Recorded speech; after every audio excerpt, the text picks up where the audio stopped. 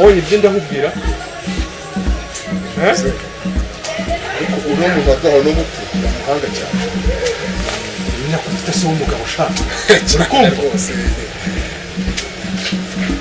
Abahungu batayari. Nde kubaza.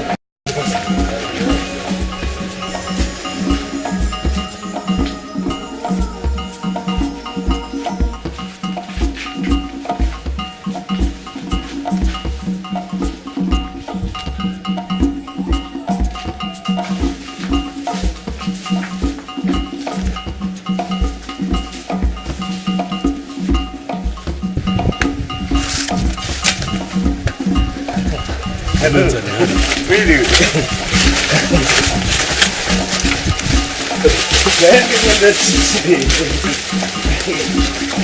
Akoze ko mumfata munda kubara ubundi se bagite ubundi se bagite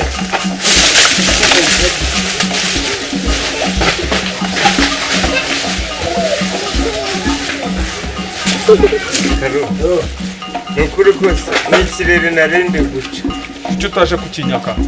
Icyo utaje kukinyaka. narenze ko nta kibazo rwose narenze ko nta kibazo Umva. Karamba mbabarira Kuguha isomo. nukuri mbabarira N'undi wese muri uno mudugudu azabibona. n'ikirere ndacyaza rwose mbabarira ndakwingiye Uretse kwe. mbabarira nukuri Icyo mutamufata we. mumbabarire karorwe karo mwambabarire girira impuhwe karo girira impuhwe karo girira impuhwe karo girira impuhwe karo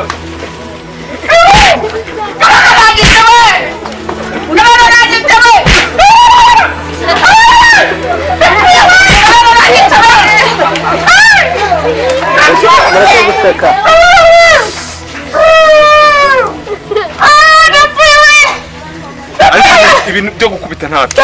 Munzanire esanse.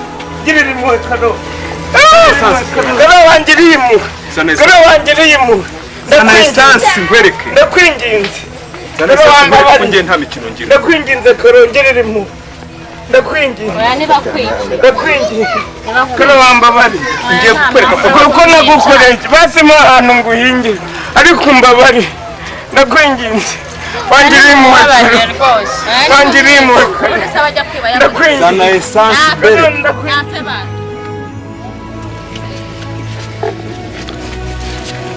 Umva sha. Ngiye kukumena hino esanse. karori wangiriye impuhwe N'undi wese uri ahangaha. karori Abone ko Karoli ngiye nta impuhwe mikino ngira. wizingirire karori wambabari N'undi uri hano wese abibone. karori wambabari Uri kumva? karori wambabari karori uranye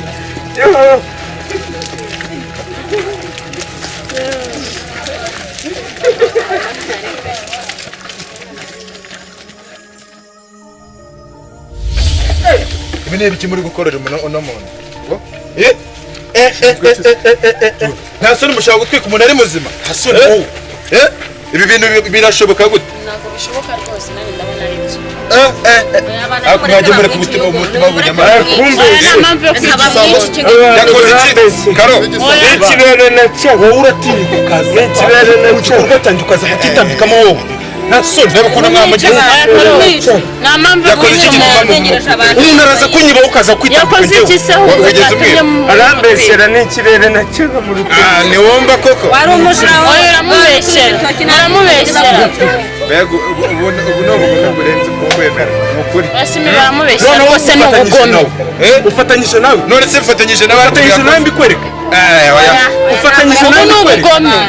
Reba ukuntu bamugize mu by'ukuri nawe. Ubu ni ubugome Nawe ugiye nabibonye. kugutwika none. Ugiye kumva twumvikane sibyo? Mwumvikane imwe Oya nta mpamvu. Reka twumvikane. Nawe Uretse Oya, uretse oya, twumvikane.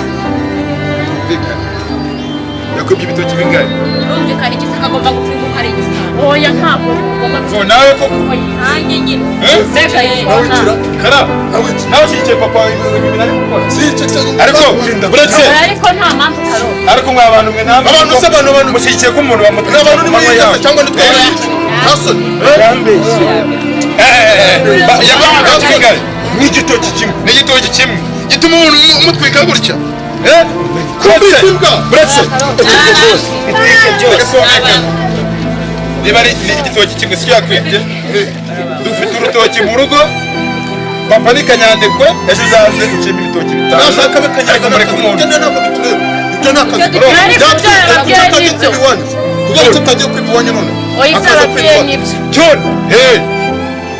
ibyo uvuze bihagazeho n'amaguru abiri nta kuntu mwakica umuntu gutya muri ibitoki bitanu ejo nzabibona oya byo uzaze ubice dufite urutoki hariya byo bitanga ariko uno muntu arukora reba ukuntu bamugize usikora ariko mbega abagome oya muri abagome tutaje kwiba iwanyu none iwacu se ubundi yagombaga gupfa